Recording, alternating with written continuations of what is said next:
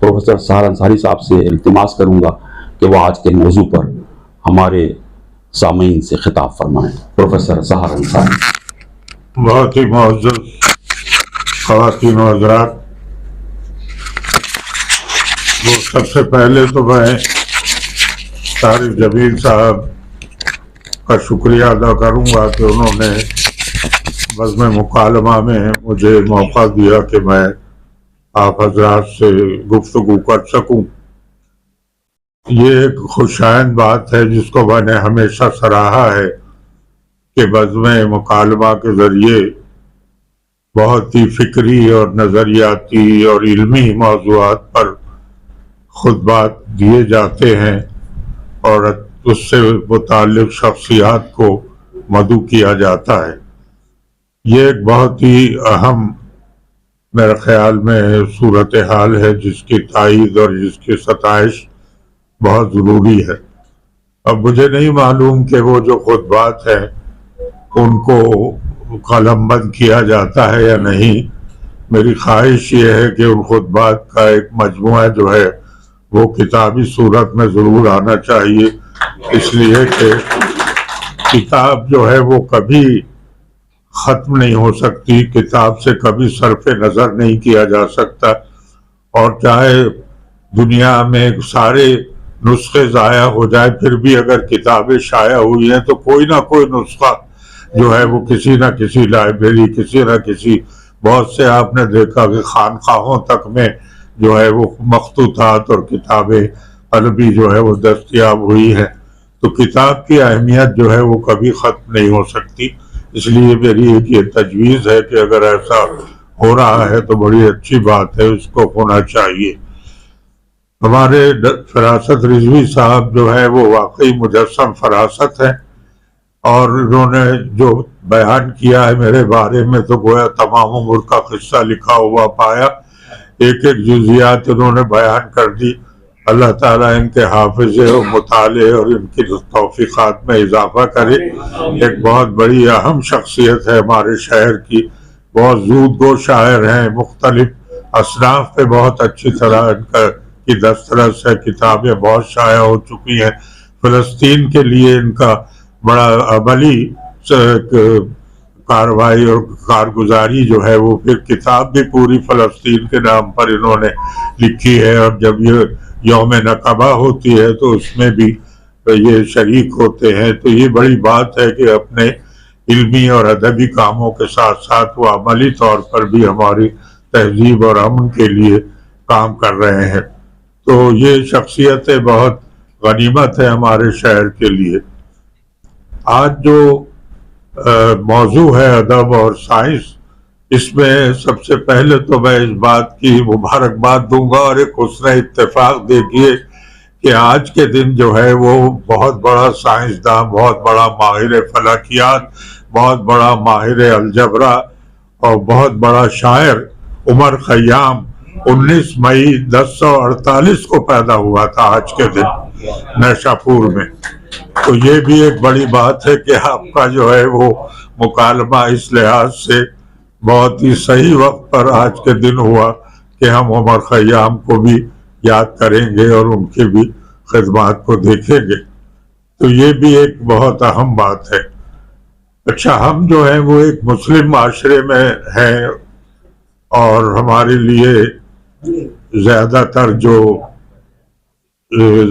باتیں کہی گئی ہیں اور جو ہمیں متوجہ کیا گیا ہے تو قرآن کریم میں بار بار یتفکرون یتعقلون کا ذکر آیا ہے کہ فکر کرو، عقل سے کام لو۔ پھر اس کے بعد آپ نے دیکھا کہ مشاہدے کی جو ہے وہ اہمیت کو قرآن میں واضح کیا گیا ہے۔ جب حضرت ابراہیم علیہ السلام نے ستارے کو دیکھا تو کہا کہ یہ میرا رب ہے، لیکن جب وہ غروب ہو گیا، چاند نکل آیا تو کہا کہ یہ میرا رب ہے، تو پھر وہ بھی غروب ہو گیا۔ پھر جب سورج نکلا تو کہا کہ ھذا ربی ھذا اکبر، یہ اس سے بڑا ہے، یہ ہے میرا رب۔ لیکن وہ بھی غروب ہو گیا. تو گویا مشاہدے سے، عقل سے، تجزیے سے وہ حقیقت اولا تک پہنچے. یہ ہمارا سرمایہ ہے، یہ ہمارا پس منظر ہے. تو اس کے لیے ہمیں ہمیشہ تیار رہنا چاہیے کہ ہم عقل سے، فکر سے اور تجزیاتی ذہن سے معاملات کو سمجھنے کی کوشش کریں. ہمارا جو ہے وہ سائنسی پس منظر بھی بہت اہم ہے. جارج سارٹن کی کتاب ہے ہسٹری آف سائنس، اس میں کئی ابواب مسلم سائنسدانوں کے کارناموں سے انہوں نے پیش کیے ہیں کہ کیا کیا ہوا ہے یہاں. لیکن جو بنیاد پڑی ہے سائنس کی، اور وہ امپیریکل سائنس نہیں تھی، اسپیکولیٹو سائنس تھی، وہ یونانیوں سے شروع ہوئی ہے. سب سے پہلے تو انہوں نے کائنات کی تکوین اور اس کے بارے میں سوچا، اور ان کے نزدیک جو ہے وہ 4 عناصر تھے: آگ، ہوا، پانی اور مٹی، جس سے انسان بھی تخلیق ہوا اور کائنات بھی تخلیق ہوئی. لیکن بعض ان کے فلسفیوں میں مثلا ہیراکلیٹس کا خیال تھا کہ کائنات جو ہے وہ پانی سے بنی ہے، پانی سے پیدا ہوئی ہے. اسی طرح سے لوکریٹیس اور ایپیکورس، ان کا جو کہنا تھا کہ یہ کائنات جو ہے وہ ذروں سے پیدا ہوئی ہے، اسی لیے ان کو ایٹامسٹ کہا جاتا ہے. ڈیماکریٹس بہت بڑا، اس نے نیچر پر جو ہے ایک بہت بڑی رزمیہ بھی لکھی ہے. تو یہ جو ہے وہ ادب اور اس طرح کا قیاسی سائنس جو ہے یہ یونان میں اس کی بنیاد پڑی. اور اس کے بعد پھر جب وہ عربوں تک یہ علم پہنچا تو اس کے انہوں نے یونانی سے، سریانی سے اور کلدانی سے ترجمے عربی میں کیے. اور پھر ہمارے یہاں بڑے سائنسداں پیدا ہوئے. خوارزمی جیسا سائنسداں جو الجبرے میں بہت ہی بڑا اس کا نام ہے. خود انور خیام جو ہے وہ انہوں نے بانومیل تھیورم جو ہے وہ ان کے نام سے منسوب ہے، جو بعد میں نیوٹن سے منسوب کیا گیا. اسی طرح خوارزمی کے بعد جو ہے وہ الزہراوی ہے، جنہوں نے سرکولیشن آف بلڈ کے لیے کام کیا. ابن بیتار ہے جنہوں نے جانوروں کے لیے کام کیا. جابر ابن حیان ہے کہ جنہوں نے کیمسٹری کے لیے جو ہے وہ کام کیا. اور ایک بہت بڑا نام ابن الحسم کا ہے جنہوں نے بصریات میں، آپٹکس میں کام کیا. پھر اسی طرح آسمان ڈیم میں جو چرخیاں لگی ہیں، وہ چرخیوں کی جو تھیوری ہے اور اس کا جو پریکٹیکل اسپیکٹ ہے وہ ابن الحسم ہی کی بنیاد ہے. البیرونی ایک بہت بڑا سائنسداں تھا، اس نے کتاب الہند بھی لکھی. اس نے یہاں جہلم کے کنارے جو ہے وہ زمین کا قطر معلوم کیا کہ کتنے کہاں واقع ہے. تو یہ ہمارے سائنسداں جو ہے وہ گزرے ہیں اور انہوں نے بہت کچھ کیا. لیکن جیسا کہ علامہ اقبال نے کہا کہ کبھی ہے نوجوان مسلم تدبر بھی کیا تو نے، وہ کیا گردوں تھا جس کا تو ہے ٹوٹا ہوا تارا. کتابیں اپنے آبا کی وہ سارے علم کے موتی، جو دیکھیں ان کو یورپ میں تو دل ہوتا ہے سپارہ. تو ساری یہ متاع جو تھی وہ لٹ گئی، اور ہم جو ہے وہ جیسا کہا ہے اقبال نے کہ ہے جوان مرد سے یہ بے شے تحقیق تہی، اور رہ گئے صوفی و ملا کے غلام ساقی. تو یہ جو بے شے تحقیق میں جو لوگ تھے وہ رفتہ رفتہ رخصت ہو گئے، اور ہم خانقاہیت اور قبر پرستی اور توہمات میں زیادہ پڑ گئے. اور یہاں تک کہ ہمارے اس دور میں بھی آپ دیکھتے ہیں کہ ٹیلی ویژن پہ جو ہے وہ 10 شناسی اور تعویذ گنڈے اور اس قسم کے پروگرام ہوتے ہیں کہ جس سے لوگوں میں توہمات کے زیادہ سے زیادہ جو ہے وہ اثرات گہرے ہوتے چلے جا رہے ہیں، بجائے اس کے کہ ہم سائنسی فکر کی طرف توجہ دیں. ہر عہد کی ایک روح ہوتی ہے اور اس کی طرف بڑی کثرت سے لوگ متوجہ ہوتے ہیں.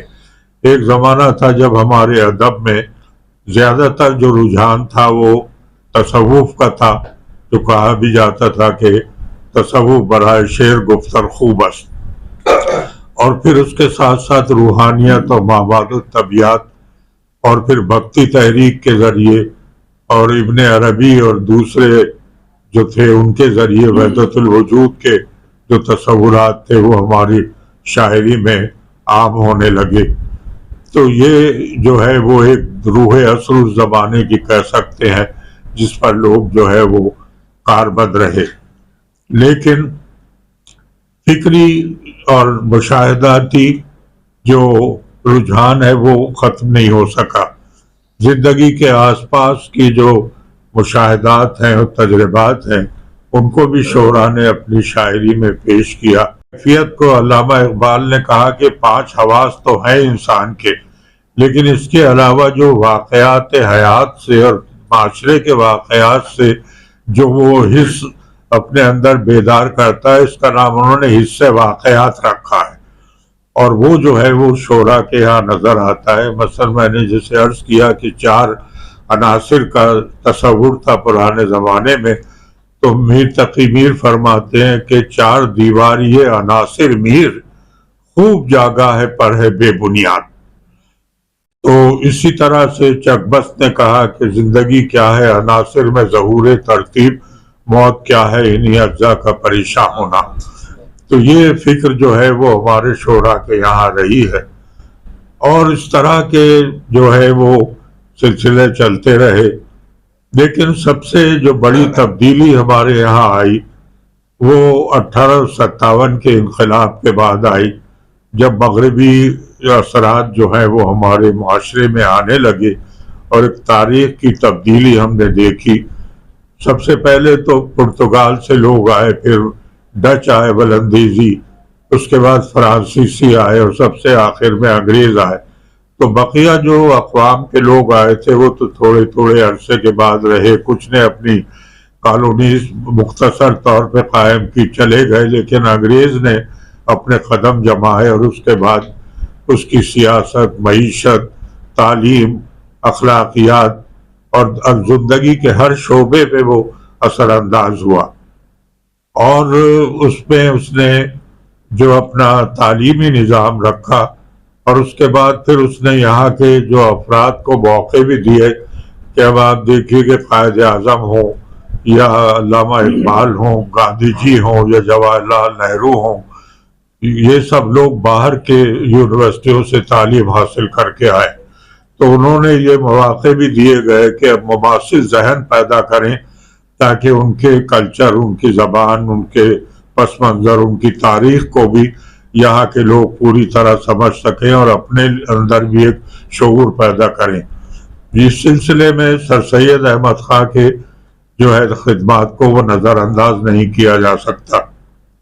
وہ جب لندن کا دورہ انہوں نے کیے تو کیمبرج یونیورسٹی اور آکسفورڈ یونیورسٹی کا خاص طور پر انہوں نے جو ہے دورہ کیا، اور کیونڈش کی لائبریری میں، لیبارٹری میں جا کر انہوں نے جو ہے وہ گردش زمین جو ہے اس کے بارے میں جو ماڈلز تھے وہ ان کا مطالعہ کیا. تو وہ پہلے ایک رسالہ لکھ چکے تھے، قول متین در ابطال حرکت زمین، کہ یعنی زمین گردش نہیں کرتی ہے، یہ ان کا نظریہ تھا سر سید کا. لیکن جب انہوں نے کیونڈش لیبارٹری میں یہ ماڈلز دیکھے اور انہیں اندازہ ہوا کہ زمین تو گردش کرتی ہے، تو انہوں نے آ کر اپنے ہی رسالے کی تردید کی. اور اس کے بعد پھر انہوں نے کوشش کی کہ یہاں بھی ایک ایسا تعلیمی ادارہ قائم ہو کہ جس میں کیمبرج اور آکسفورڈ کے طرز کا جو ہے وہ تعلیمی سلسلہ رہے. چنانچہ انہوں نے ایم کالج کی بنیاد رکھی جو بعد میں یونیورسٹی کے طور پر ترقی کر کے ایک بہت ہی اہم ادارہ بنا. سر سید نے اپنی تحریروں میں نقلیات اور منقولات کو ترک کر کے معقولات کی طرف توجہ دی. دلائل سے اور مختلف جو تجزیاتی صورتحال ہوتی ہے اس کے ذریعے اپنی تحریروں کو انہوں نے جو ہے وہ متصف کیا. اور پھر اس کے بعد جو ہے وہ جو سائنٹیفک سوسائٹی قائم کی انہوں نے، اور اس کے تحت جو ہے وہ ایک گزٹ کے نام سے جو ہے وہ ان کا رسالہ بھی نکلتا تھا، اخبار. اس میں انہوں نے سائنسی کتابوں کے ترجمے کیے. اس کا اثر یہ ہوا کہ پھر جو دلی کالج تھا وہاں ماسٹر رام چندر نے ریاضی پر اور دوسرے معاملات پر جو کتابیں تھیں ان کا ترجمہ کیا. علم سیاسیات کے وہ تراجم ہوئے. اس طرح سے غیر ملکی جو مفکرین تھے ان کے خیالات اور ان کے افکار سے بھی ہمارے وہ طالب علم واقف ہوئے، اور اس کے بعد انہوں نے اپنے طور پر بھی تاریخ نویسی اور سائنس کی طرف توجہ دی. سر سید احمد خان کے زمانے میں ایک ان کے سینئر اور ان کے بڑے بزرگ شاعر غالب کبھی نظر انداز نہیں کیے جا سکتے، کیونکہ ان کا جو مشاہدہ تھا اور ان کا جو وجدانی نقطہ نظر تھا وہ حیرت انگیز طور پر سائنسی طرف بھی تھا. اس پر کئی کتابیں بھی لکھی جا چکی ہیں، غالب کا سائنسی شعور. تو انہوں نے جو سر سید احمد خان کو آثار و سنادید کی، انہوں نے جو آئین اکبری کے جو انہوں نے تدوین کی تھی، تو اس موقع پر وہ چاہتے تھے کہ سر سید کوئی تقریر اس پہ لکھ کر دیں. تو تقریر کو انہوں نے منظوم لکھی، اور اس کے بعد انہوں نے کہا کہ صاحبان انگلستان را نگر، کہ جو انگریز لوگ ہیں انگلستان سے جو آئے ہیں ان کی طرف نگاہ کر.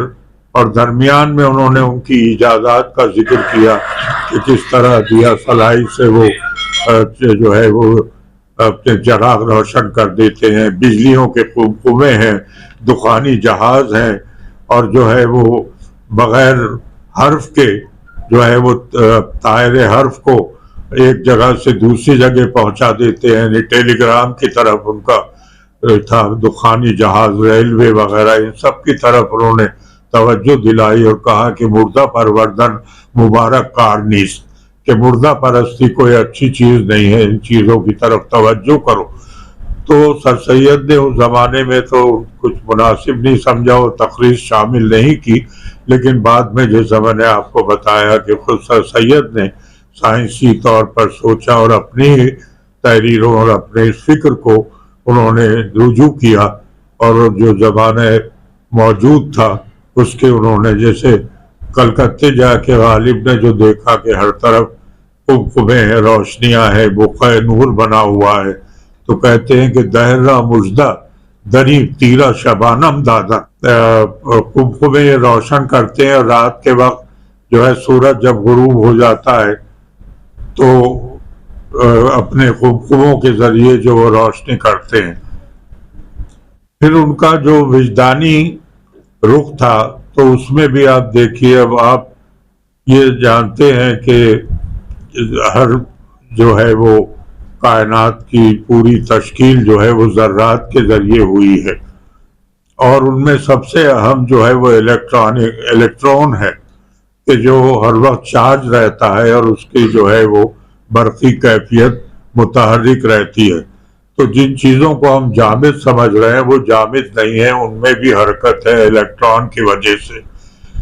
اب اس چیز کو اگر ذہن میں رکھیے تو اب اس غالب کے شعر کو دیکھیے کہ از مہر تاب ذرہ دل و دل ہے آئینہ، از مہر تاب ذرہ دل و دل ہے آئینہ، طوطی کو شش جہت کے مقابل ہے آئینہ. تو یہ ہے کہ جتنے بھی 6 جو تمام جہات ہیں ان کو وہ کہتے ہیں کہ یہاں ذرے سے لے کے آفتاب تک ہر چیز کا دل دھڑک رہا ہے، یعنی وہی ذرات اور ان کی دھڑکن موجود ہے. اور طوطی کو شش جہت سے مقابل ہے آئینہ. تو طوطی وہ تو آنچے استاد ازل گفت ہمامی گویم، تو جو استاد ازل کہہ رہا ہے وہی ہم کہہ رہے ہیں. تو طوطی بھی یہی سمجھتا ہے کہ آئینے میں وہ طوطی دوسرا ہے کوئی، اور اس کی حرکات سے وہ نقل کرتا ہے اور پھر اسی کی آواز میں اپنی آواز ملا دیتا ہے.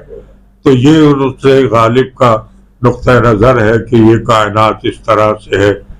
پھر اسی طرح سے وہ کہتے ہیں کہ ذوف سے گریا مبدل با دم سرد ہوا، ذوف سے گریا مبدل بدما سرد ہوا، باور آیا ہمیں پانی کا ہوا ہو جانا۔ تو یہ بھی ایک انٹراپی کی کیفیت ہوتی ہے، فزکس کا ایک فینومینا ہے کہ جب بہت زیادہ دباؤ آتا ہے کسی چیز کا تو وہ رقیق میں تبدیل ہو جاتی ہے یا گیسز میں تبدیل ہو جاتی ہے۔ تو اس طرح کے جو ہے وہ نظریات اگرچہ غالب کو سائنسی طور پہ نہیں معلوم تھے، لیکن وجدانی لحاظ سے آپ دیکھیں کہ انہوں نے ان چیزوں کو محسوس کیا اور اپنی شاعری میں پیش کیا۔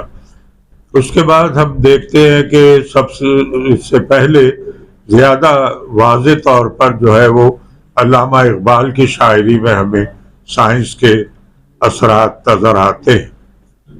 ان کی ایک نظم ہے سرگزشت آدم، لگا کے آئینہ عقل دور بھی میں نے سکھایا مسئلہ گردش زمیں میں نے، یہ اقبال نے لکھا ہے۔ اس کے بعد پھر اور جو سائنس کے وہ ہیں اسی سرگزشت آدم میں انہوں نے بیان کیا ہے۔ تو اس پر اسے ہے سزائے موت دی گئی گیلیلیو کو، تو بعد میں پھر اس نے معذرت کر لی تو اس کو بخش دی گئی، لیکن مرتے وقت بھی وہ یہی کہتا رہا کہ مگر زمین تو گھوم رہی ہے۔ تو میں نے ایک نظم لکھی تھی گیلیلیو پہ، تو آخری اس کا شعر تھا کہ زندگی میری جبیں چوم رہی ہے اب تک، زندگی میری جبیں چوم رہی ہے اب تک، میری نظروں میں زمین گھوم رہی ہے اب تک۔ تو یہ اس کا آخری کلمہ تھا اپنے موت سے پہلے۔ تو یہ جو اب سائنسداں ہیں انہوں نے اپنے مختلف تجربوں سے، نیوٹن نے آپ نے دیکھا کہ ایک سیب کے گرنے سے ثقل کی کا جو مسئلہ تھا وہ حل کیا۔ ارشمیدس نے ایک تالاب میں غوطہ لگا کر یہ محسوس کیا کہ جسم کس طرح ہلکا ہو جاتا ہے پانی میں ڈالنے سے۔ اس کے بعد اور بھی اس طرح کے، یہاں تک کہ آئنسٹائن نے یہ بات کہی ہے کہ فزکس اور شاعری اپنے اعلیٰ درجے پر ایک ہو جاتے ہیں۔ Highest form of physics and poetry is the same. تو خود اس کا یہ رہا کہ بیگم نے لکھا ہے کہ ایک شام ہم لان میں بیٹھے باتیں کر رہے تھے کہ آئنسٹائن اٹھ کر جو ہے وہ چلے گئے اوپر کی منزل میں، اور تھوڑی دیر بعد جو ہے وہ پیڈ پر ایک چیزیں حروف لکھ کر لائے اور کہا کہ لو آج یہ مسئلہ حل ہو گیا۔ تو E=mc²، یہ لکھا ہوا اس پیڈ پہ تھا۔ تو اس طرح انہوں نے جو ہے نظریہ اضافیت کو، تو انسان ہر وقت سوچتا رہتا ہے کہ یہ غور و فکر کرتا رہتا ہے، اس میں پھر ایک تجلی سی اس کے ذہن میں پیدا ہوتی ہے جس کو نروان کہہ لیجئے یا وجدان کہہ لیجئے۔ تو اس وقت پھر پتہ چلتا ہے کہ واقعی جس چیز کے لیے انسانی ذہن سرگرداں تھا اس نے جو ہے وہ کس طرح سے اس کو حاصل کیا۔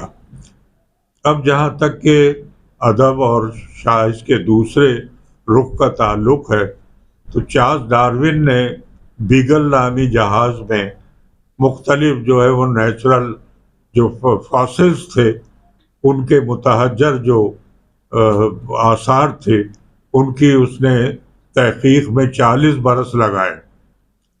اب اس کے بعد اس نے خود نوشت میں لکھا کہ میں نے محسوس کیا کہ اس 40 برس کے عمل میں وہ چیز جس کو حس لطیف کہتے ہیں وہ میری زندگی سے خارج ہو چکی ہے۔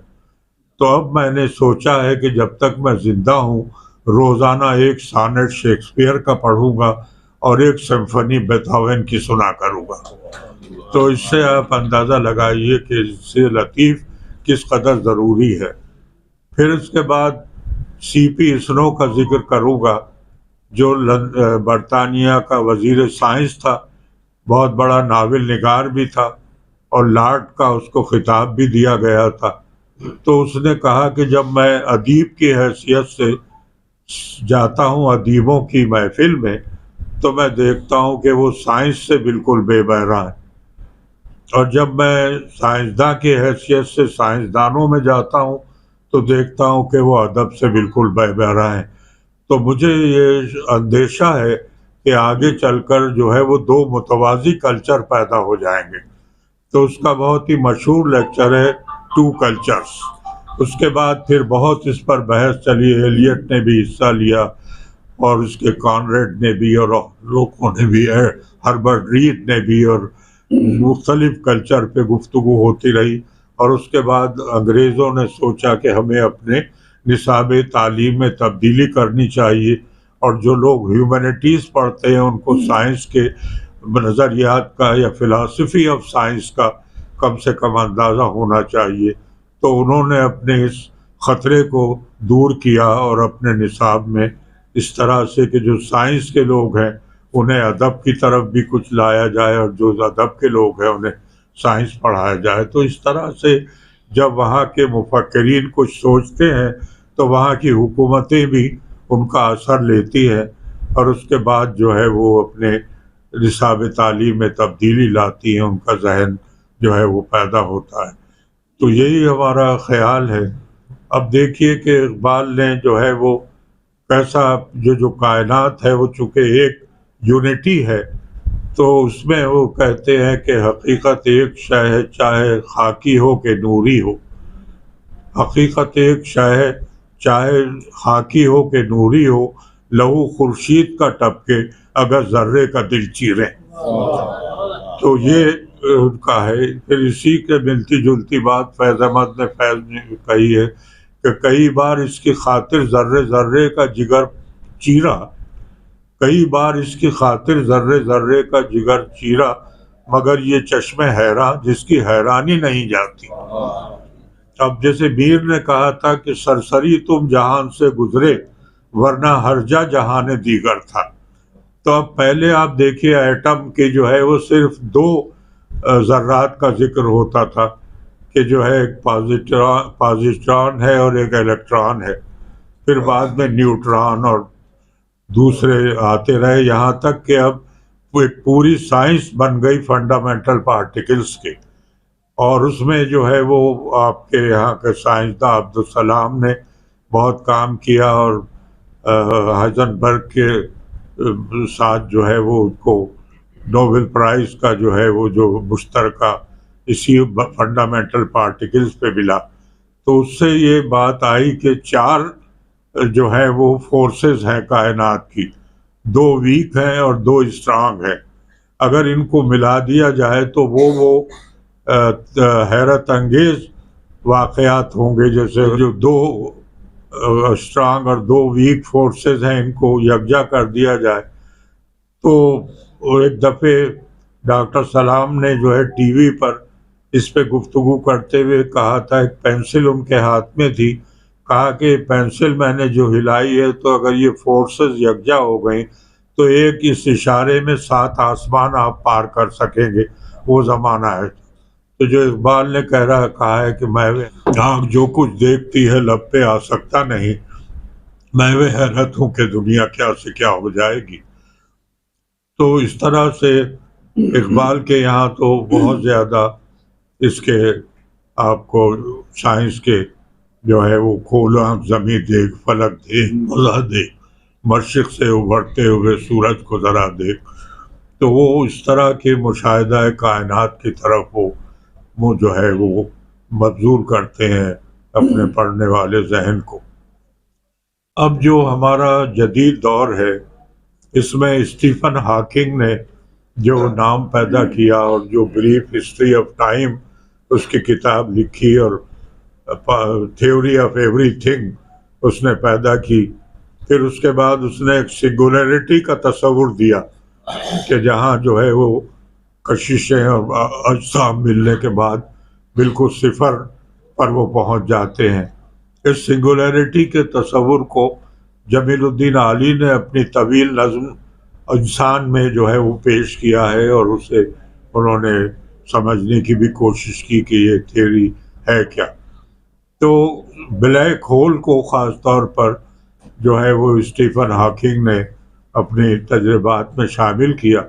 تو ابھی جو ایک تازہ ترین بلیک ہول دریافت ہوا ہے وہ 11 ارب سورجوں کے برابر اس کا ڈائیمیٹر ہے. کائنات کی وسعت کا آپ اندازہ لگائیے کہ ڈائیمیٹر میں 11 ارب سورج ایک بلیک ہول میں ہے، تو کائنات کی کیا وسعت ہوگی. یہ کائنات ابھی ناتمام ہے شاید کہ آ رہی ہے دمادم صدائے کن فیکون.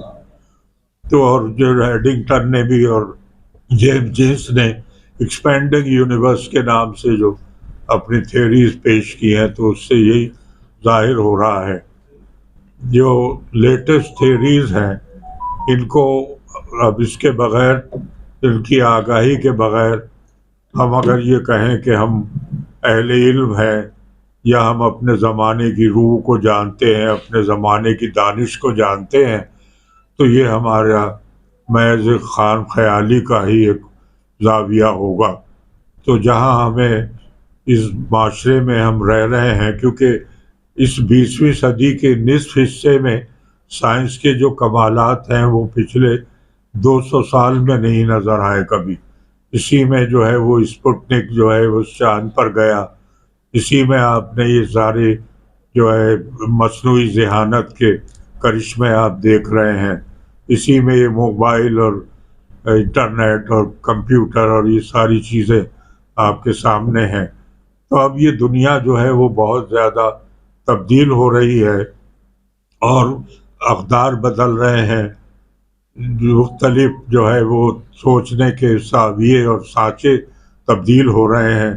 تو ہمیں یہ دیکھنا ہے کہ مستقبل کی دنیا کے لیے ہم کیا سوچ رہے ہیں اور کیسا ادب ہمیں پیدا کرنا چاہیے کہ جو ذہن آئندہ آئیں گے وہ ان کو دیکھیں اور محسوس کریں کہ ہمارے ادیب اور شاعروں نے بھی اپنے سائنسی عہد کو اور ٹیکنالوجی کے عہد کو اپنی زندگی میں شامل کیا، اپنے شعور میں شامل کیا اور اس کو جمالیاتی رخ دے کر.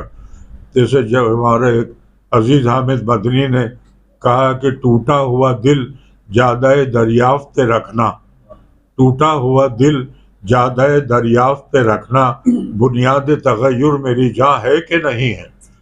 تو اب یہ ٹوٹا ہوا دل ہی ہے جو کہ اس سے تجربے ہوتے ہیں. اور اس سے پھر اسی طرح انہوں نے اب آپ جانتے ہیں کہ ہیرا اور کوئلہ جو ہے کاربن وہ ایک ہی ہے، الیکٹرافک فارم ہے یہ دونوں. تو اپنی یعنی کہ اصل میں ہیرا اور کوئلہ دونوں ایک ہی ہیں. اس کو ذہن میں رکھ کر مدنی کہتے ہیں کہ اے میرے دل تیرا مول کب تک الگ، اے میرے دل تیرا مول کب تک الگ، تو بھی ہیرے کی رگ میں بھی ہیرے کی رگ، کاؤنٹر کی پری ایک ایڈنگ مشین کاٹ سکتی ہے ہیرے کو ایک وار سے.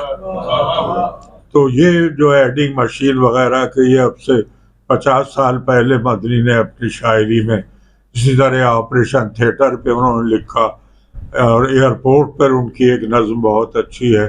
تو انہوں نے سائنسی فکر کو جمالیاتی طور پر اگر کیا ہے تو ہمارے عہد میں سب سے بڑا نام عزیز حامد مدنی کا ہے. اس کے بعد شہزاد احمد کی بھی بعض نظمیں ہیں جو انہوں نے کاسماس سے متاثر ہو کر جو ہے وہ کچھ لکھی ہیں. تو شعرا اس طرف کچھ توجہ دے رہے ہیں، لیکن یہ کہ پھر سائنس فکشن بھی ہمارے ہاں کچھ لکھا جا رہا ہے. تو اس طرح سے ادب میں کچھ نہ کچھ تو پیش رفت ہوئی ہے، لیکن مزید کچھ اس میں اضافے کی ضرورت ہے. وہ زما صدیقی کے ہی نام سے یہ آج کا لیکچر منسوب کیا گیا ہے. تو وہ خود ایک بہت بڑی تہذیبی اور سائنسی شخصیت تھے. وہ رقص کر سکتے تھے، رقص کھتک ناچ وہ جانتے تھے، وہ کلاسیکل موسیقی جانتے تھے، ہم نے خود سنا ان سے راگ راگنیاں ان کی زبان سے. پینٹر وہ تھے، انہوں نے جو ہے وہ یونیسکو کے لیے بھی اپنا ایک پینٹنگ اپنی بنائی تھی جو کہ پوری دنیا میں وہ پھر دی گئی، اس کے پرنٹ آؤٹ کیے گئے. پھر وہ شاعری سے ان کو گہرا شغف تھا، خاص طور پہ عرفی کے اشعار وہ بہت سنایا کرتے تھے، غالب کے فارسی اشعار، اقبال کے اردو اور فارسی اشعار. پھر اس کے علاوہ انہوں نے جو ہے وہ کیمسٹری میں ایک بہت بڑا اپنا نام پیدا کیا. سید محمد تقی کی کتاب تاریخ اور میرا نظریہ، یہ اس کا افتتاح ہونا تھا ہوٹل میٹروپول میں. تو سلیم الزمان صدیقی جو تھے وہ اس کے صدر تھے، اور ڈاکٹر محمود حسین تھے، منظور احمد صاحب تھے، سید محمد تقی خود تھے، اور بھی کئی اکابر تھے۔ تو آخر میں جب سلیم الزمان صاحب کا آیا تو انہوں نے کہا کہ بھائی اس کتاب میں جو ہے وہ شاید کائنات کی کوئی چیز ایسی نہیں ہے جو اس میں تقی صاحب کی کتاب میں موجود نہ ہو، لیکن میں حیران ہوں کہ کیسے انہوں نے کر دیا۔ میں تو بھائی 60 برس سے ٹیسٹ ٹیوب بھی ہلا رہا ہوں اپنے تجربے گاہ میں، تو گویا وہ الکلائٹ جو الگ کرتے تھے تو اس کا جو ان کا کلاسیکل انداز تھا ٹیسٹ ٹیوب کا، وہی وہ اختیار کر رہے آخر تک۔ تو انہوں نے جو ہے اجملین جیسی جو ہے وہ ناک جڑ جس کو کہا جاتا ہے، اس سے بلڈ پریشر کی دوا جو ہے وہ بنائی، اس پہ حکیم اجمل خاں کے نام پر وہ نام رکھا، کیونکہ حکیم اجمل خاں ہی نے ان کو جرمنی بھیجا تھا مزید تعلیم کے لیے۔ تو وہ ایک بہت ہی اہم شخصیت تھے۔ تو انہوں نے ایک بات کہی تھی ہم سے گفتگو میں، کہنے لگے کہ چاہے سائنس ہو یا کہ شاعری ہو، اس میں جو ہے وہ 4 چیزوں کی ضرورت پڑتی ہے۔ پہلا مشاہدہ، پھر مطالعہ، پھر مراقبہ، اور پھر مغالطہ۔ ان 4 چیزوں کے بغیر کوئی ایجاد، کوئی چیز۔ اب آپ دیکھیے مغالطہ کا لفظ کتنا اہم ہے۔ اب آپ دیکھیے کہ شیکسپیئر، دانتے، فردوسی، حافظ، غالب، اقبال، میر انیس کے ہوتے ہوئے سحر انصاری کو شعر کہنے کی کیا ضرورت؟ یہ مغالطہ ہی ہے کہ ہم بھی کچھ ہیں۔ تو یہ جو بات ہے یہ ان کی بہت ہی نکتہ انہوں نے اس میں پیدا کیا کہ یہ 4 چیزیں ضروری ہوتی ہیں کسی بھی دریافت یا ایجاد کے لیے۔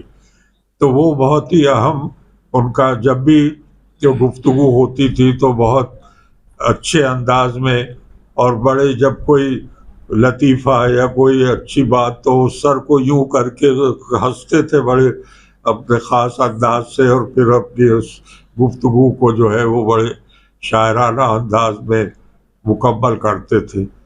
انہوں نے جب وہ جرمنی میں تھے تو جرمن کا مشہور شاعر ہے ریلکے، اس کے ترجمے انہوں نے کیے تھے جو جامعہ دہلی میں شائع ہوئے سن 32 میں۔ تو وہ بہت ہی ایک فعال انسان تھے، اور ادب اور موسیقی اور پینٹنگ کے ساتھ ساتھ اپنے سائنس میں بھی انہوں نے بڑا نام کیا۔ یہاں پر جو ہے وہ سائنٹیفک سوسائٹی قائم کی، پھر PCSIR جو ہے وہ انہی کا قائم کیا ہوا تھا۔